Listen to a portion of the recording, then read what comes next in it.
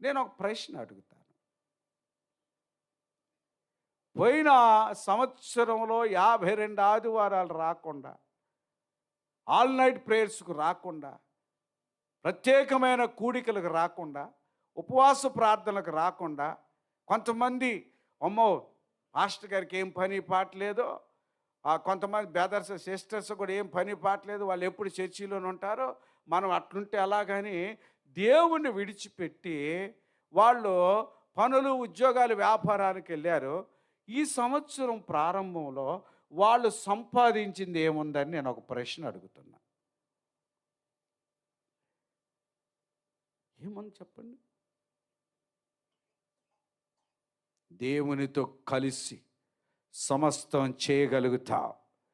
ఎప్పుడైనా గుర్తుపెట్టుకొని చదవండి. యోహాను సువార్త 15వ అధ్యాయం ఎప్పుడైనా చదువుకోండి.